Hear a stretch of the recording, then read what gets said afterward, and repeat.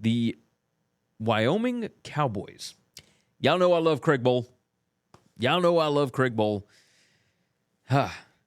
7-6 last year, found a way back to a bowl game. They looked putrid in week 1 and then found a way to get it turned around immediately. They didn't even look like an FBS team to start last year against Illinois. But they fixed it.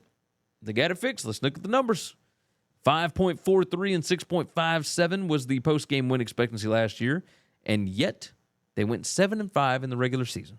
Found a way to win some ball games, and this year, even though last year they had nothing as far as returning production, they were awful on that side. This year they are number 4 in returning production on defense, number 19 overall. How awesome is that? Now, you're losing the wide receiver, Joshua Cobbs. You're losing your running back, Titus Swin. You're losing 3 offensive linemen. I don't think it matters. Let's start on offense here. They're bringing in the running back, Harrison Whaley from Northern Illinois, to replace Titus Swin. So that's one thing. The quarterback, Andrew Peasley, returns. He needs to be better than he was last year. Obviously, 10 touchdowns, 9 interceptions. That's not going to cut it. 53% completion percentage. That's not going to cut it. They're losing 53% of their offensive line snaps, but Craig Bowl has always developed the position well, right? I think we can agree on that. So, to go along with it, let's see. They're losing 3 of their top 5 pass catchers. They only threw on 38% of their plays anyway. It's not quite at Air Force levels, but Craig Bowl likes to run the football. We'll say that.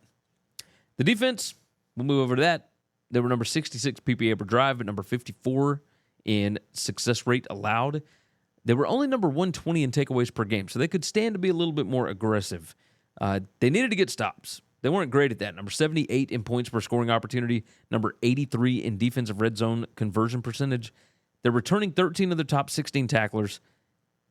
This defense knows the scheme. They're going to be good again, and probably better than they were last year because it took them some time to get acclimated to what was going on. Key players, you got the wide receiver, Wyatt Wieland. You got the transfer running back that I brought up here, Harrison Whaley. The tight end, Trayton Welch. Peasley, I think it has to be better. I think it can be better. On defense, linebacker Easton Gibbs, cornerback Ja'Cory Hawkins. You got defensive tackle Devon Harris. Look, let's talk about keys to the season here. Bowl's roster never looks great. Never. But they consistently win. They put themselves in position to have the other team make a mistake, and then they capitalize. They've got 6 winning seasons in the last 7, and the only losing season was that 2020 year. And I think they only played 6 games. Going divisionless does not help Wyoming, but I don't think they anticipate winning the Mountain West a whole lot anyway. We'll say that. They were 4-1 in one-score games last year in the regular season. They were number 16 in luck rating. Can it continue? We'll see. I don't know that they would necessarily need it to continue, but obviously luck will help. They would need to improve their turnover margin, which was number 78 last year. Now, we know the trenches are going to be good. Do they have a playmaker that can, generate explosives on offense or defense? There's a lot of questions with Wyoming if they're going to be, competing for the conference championship. Yes and no.